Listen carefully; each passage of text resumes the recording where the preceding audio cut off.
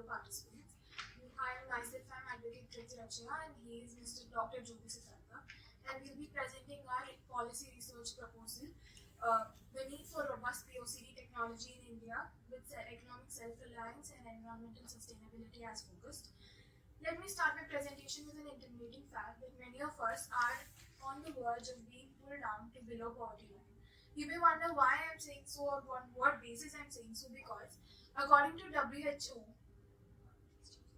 according to the WHO report, 55 million Indians are being dragged below poverty line because of out-of-pocket healthcare expenditure.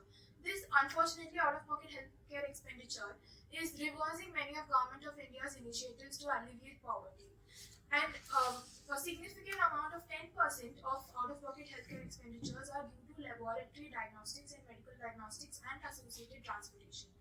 India faces a significant healthcare diagnostic challenges because majority of the India's population are along with the rural and suburban regions. But 80% of our healthcare diagnostics facilities and the infrastructure are mainly concentrated in the urban areas. So this POCD, point of care diagnostic, serves as a transformative tool in bridging the gap between healthcare accessibility's lacuna. And when it comes to the economic perspective, Economic Times report from Ministry of Health and Family Welfare states that 80% of India's requirement for the medical diagnostic infrastructure and the equipments required, we are importing it from outside, and this incurs around 61,000 crore rupees or 7.3 billion US dollars of amount, and this creates a significant pressure on India's balance of payment. And with environmental sustainability as a concern, medical diagnostic facilities and the associated transportation, the maintenance of the large number of diagnostic centers and the transportation facilities required from the periphery hospitals to the centralized diagnostic lab, this creates tons of biomedical waste. India alone generates 760 tons of biomedical waste per day, and almost 20 to 30% of this biomedical waste is from medical diagnostic facilities and lab centers. Our research methodology includes explorative quantitative research with secondary data sources from government reports, peer-reviewed journals, articles, newspapers, and several other policy documents. We have included policy analysis tools such as stakeholder analysis, problem tree analysis, and cost-benefit analysis to analyze POCD adoption implication with our existing policy initiatives like Atmanirbhar Bharat, PLI scheme, and Make in India project, with insights from the EU regulatory framework and US FTA. Our research objectives are to explore a lot on POCD adoption with focus on healthcare accessibility, economic sustenance, and environmental stability. And we recommend certain policy recommendations for adoption of POCD ecosystem in India. From now on, Dr. Siddharth will take over. Thank you. I'm Dr. Siddharth. Sincere greetings to the respected chairpersons, professor, and fellow participants.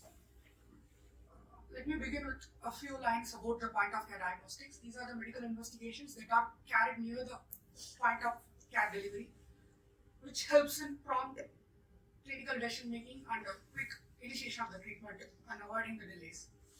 These includes rapid diagnostic tests and portable analysis. Being a medical practitioner by myself, in our clinical establishment, use a lot of point of care diagnostics ranging from HbA1c for diabetic mellitus, TSH for thyroid disorders, hemoglobin for anemia estimations, and the results of these POCD devices are quite at par with the results from the centralized laboratories, being too affordable when compared to the centralized laboratory reports, as well as quick in their reports. Next, coming to the concerns, I come across certain concerns. Some as a public policy professional and some as a medical practitioner. As a medical practitioner, my concerns are many of the devices and the associated consumables are being imported from China, questioning their reliability in the supply chain. Second one is very few parameters are available as of now. Third one is with respect to the NABL certification and accreditation issues. As a public policy professional, I come across certain concerns spanning from the lack of a dedicated policy, a lack of comprehensive data regarding. Kriti has mentioned that 61,000 crore is used for the import of medical devices. But out of this proportion, what much is being spent for the medical diagnostics and what is being spent for the point of care diagnostics is still is yet to be formed. So these are all the concerns. So I'll be using certain public policy tools. First one is the stakeholder analysis. I have used the power interest grid to classify the stakeholders into promoters, defenders, latents, and marginals. Engaging with promoters is essential to formulate a concrete, comprehensive policy as well as formulation of the regulations as usual. And the defender should be engaged through community awareness generation, capacity building, and training so that their voice can be amplified in future. The latents, effort should be taken to align with the interest of the latents. So, by explaining about the economic opportunities. Next, coming to the root cause analysis, the infrastructural challenges, the lack of R&D infrastructure as of now, the associated waste disposal, these are the concerns to be addressed. To come with the qualitative cost-benefit analysis, the benefits are summarized categories into the economic, environmental, and healthcare. Economic, the domestic employment generation, domestic manufacturing capabilities, export promotion, import substitution, thereby saving millions and billions of dollars in the forex, favoring the balance of payment. Environmental concerns, reduction in the GHG emissions associated with the transportation to centralized facilities, as well as the reduced biomedical waste generation. Healthcare, improving the accessibility and affordability. The cost includes the public investment cost and the private investment cost and the R&D, distribution, deployment, and the non-financial cost includes e-waste disposal as with the point of care. Coming to the policy recommendations, the concluding remarks, there is a need for a dedicated, robust point of care policy similar to that of a e-vehicle policy because of its significance, both in the economic, environmental, and healthcare aspects. Domestic manufacturing how it can be aligned with the PLI initiatives, taking the success stories of PLI in electronic sectors, mobile manufacturing. There should be provisions for the financial incentives, subsidies, loan, tax subsidies for the startups, and there should be transparent regulations. Regulatory framework has to be devised, gaining some insights from the US FDA as well as the European Union's medical regulations. Thank you.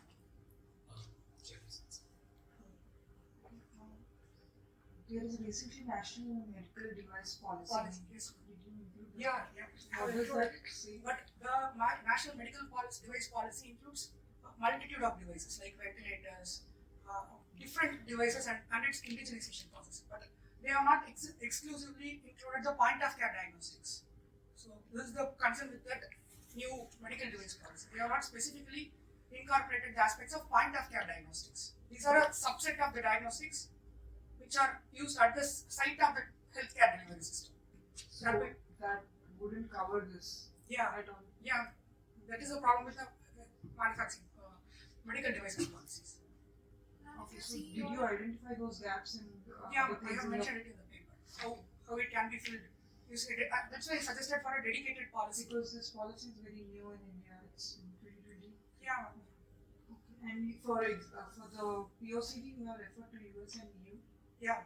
How the They regulatory have a frameworks. separate framework for POCD. Yeah, they have specific regulatory guidelines like FDA 510K clearances and what are the standards they have to maintain and how the temperature, the reagents, the dry chemical, the biosensors, how they have to be calibrated. Everything has been mentioned in there. So we can get some insights about these parameters from the EU. Developing countries have taken this initiative to POCD.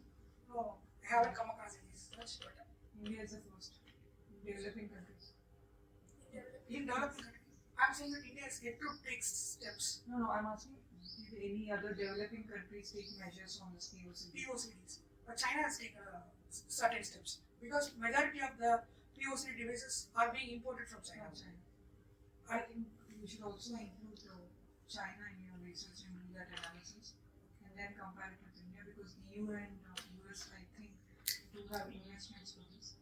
But if you do that comparative analysis with both, I think that would be better. Yeah. China is following the FDA guidelines for calibrating the. They don't have a specific set. As of now, they have been incorporating the FDA clearances. Since it, Are you asking for a same type of a measure, or what is like you are we asking? can incorporate the insights from the FDA into the NABL. We have a national accreditation board for laboratories, so we can incorporate it. Currently, we are having NABL guidelines for conventional diagnostics, like the reagent-based diagnostics. We don't have any NABL accreditation for under robust policy for re-chemistry. That is the point of the diagnostics. Okay, got it. Thank you. That's the only comment that you have to include China's analysis more, because we are looking into what they are doing. So that will be better. And I actually look forward to see the paper. Thank you so much for the presentation. This was a very unique, different, quite a fresh perspective, and especially since the health sector is also a very important aspect for India. I had certain questions with respect to the presentation. So this is a very basic question because I'm not very aware with how the PCOD functions. So, for example, you mentioned that there are not enough laboratories in rural areas, and then you have to go to the urban area in order to get the tests done. So, is it the case that only for certain samples, when the samples are being transported from the rural area to the urban area, it reduces the efficacy of the sample, or is it a general case for all kinds of samples? So, what exactly are you trying to address through this mechanism? During the transport of samples from rural to urban areas. Yes. So, to the nearest laboratory which is available. So there will be delay in the interpretation of results and initiation of treatment. This is the thing. Second, as far as environment is concerned, there will be GHG emissions, greenhouse gas emission associated with the transportation. And there, when we are using a conventional laboratory, the amount of blood that we are using is 5 ml to 6 ml, which would be, in case of point of care, it will be few drops of blood, and just a simple cassette is enough. So we can reduce the biomedical waste generation, we can reduce the associated greenhouse gas emissions, we can offer a prompt medical, we can arrive at a proper medical conclusion and start the treatment as soon as possible. And you also mentioned that the NABL does not have any standard as such in place for assessing POCD. POCD. So, and we're talking about US and EU. Did you also look at the international standard that they are following, and whether India is a member to that particular international organization as such, so that it's easier for India to adopt those standards? Because there might be a difference in standard, right? Yes, ma'am. What US and EU are doing, it might, if India is not a member to that particular body, which the standards which they have emulated, it might be difficult for India to apply the same standard at its domestic level. The US FDA, the Food and Drug Administration standards, are being approved by the WHO member countries. So India being a part of the WHO is obliged to accept the regulations and the regulatory frameworks of the FDA. And are there any existing bilateral mechanisms in place which have addressed these sort of issues? Because India also has certain agreements with other countries, not only US, on certain aspects of the health sector, not specifically POCD. So this kind of issue, is it addressed in any of the existing bilateral arrangements? Have you looked at those No, arrangements? I haven't looked on that. It might be useful to go through it, because if you're talking about learning from the US and EU, so certain arrangements which might already be in place, you can draw certain lessons from there as well. Sure. Okay, does WHO give any guidelines or standards regarding this? I mean, not country per se, but can there be an international standard on this? They are still obliged with the FDA standards as well as So the the European US EU's regulations. No, Not- EU has their own, US has separately. There are both. There are a lot of overlapping features between the EU regulations as well as FDA as far as this POCD is concerned. But It's the point has of care. approved the standards of both US and EU. Yeah. One last point is regarding, so you brought out two important elements in the paper. One is regarding the economic sustainability aspect, and the other is regarding environmental sustainability, when you talked about biomedical waste and how the GHG emissions from transportations are taking place. So when you're talking about these two aspects, how do you substantiate on the environmental sustainability part? Have you looked deeper into how the biomedical waste is a major problem for this industry? Yes. So have you covered that in the Yeah. paper as well? The CPC report states that nearly 760 tons of biomedical waste is being generated each day, and about 20 to 30% of this biomedical waste comes from the laboratory diagnostics associated diagnostics. So we have gone through the statistics. And one last question. So, when you look at the definition of diagnostics under India's medical device policy, whether the PCOD diagnostics are a subset of that definition or are they an entirely different category? No, they can be brought in a subset. Okay. Subset of the whole diagnostics. So, there's a clear definition in place, right? Yes. Okay. Can I get their paper of this? Thank you.